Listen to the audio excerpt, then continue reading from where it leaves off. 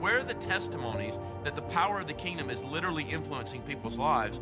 And that's when it gets a little bit tricky because there's not a whole lot of stories. God has made it clear that we are His preferred agents of change to the world through the Holy Spirit. But sometimes, when truly no one is available, He'll go straight for us Himself.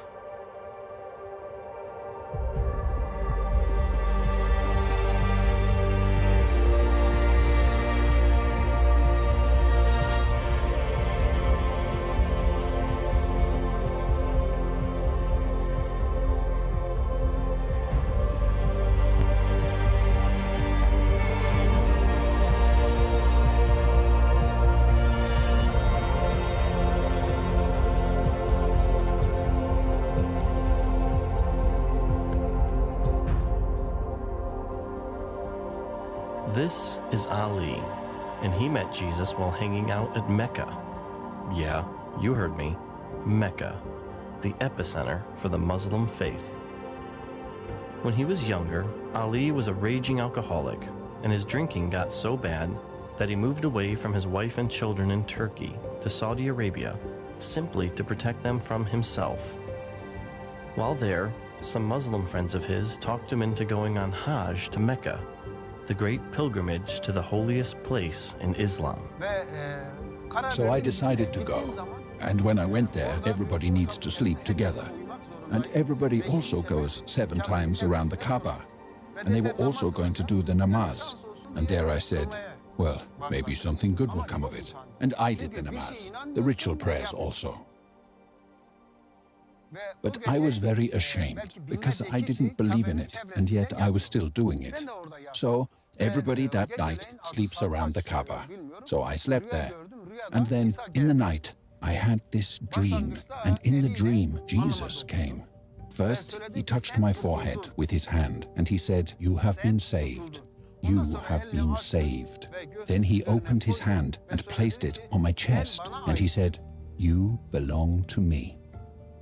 One of them, he said, "You are saved," and then, "You belong to me." And he was smiling.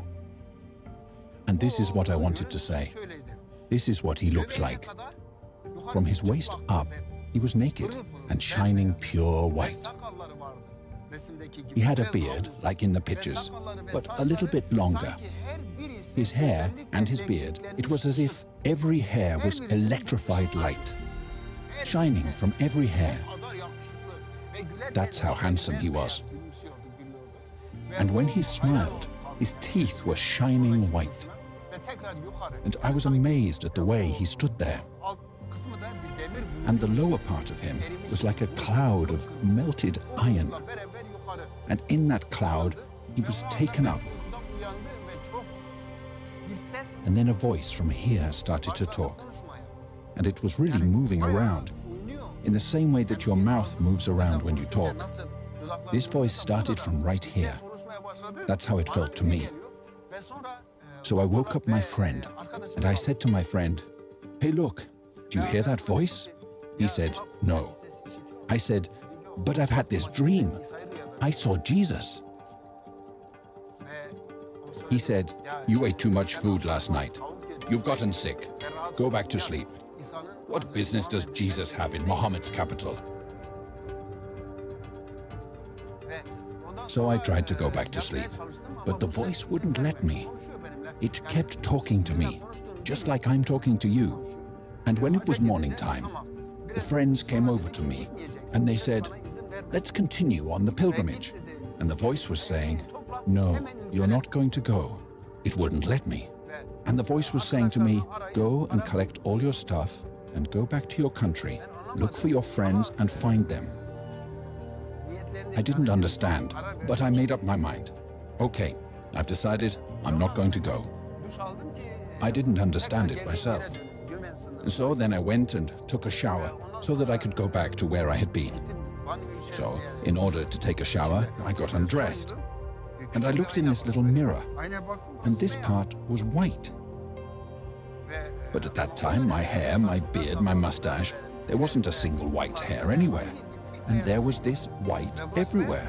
And so I tried to wipe it off. And when I wiped it, it didn't come off. I wiped it with water and soap, and it still didn't go away. And this voice said to me, I'm going to show you even more things than this.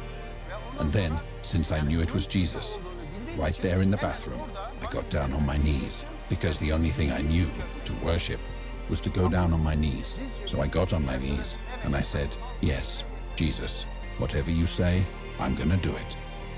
It's been years since this encounter, and his hair is beginning to gray, but to this day, his chest hair is still white where Jesus touched him in his dream.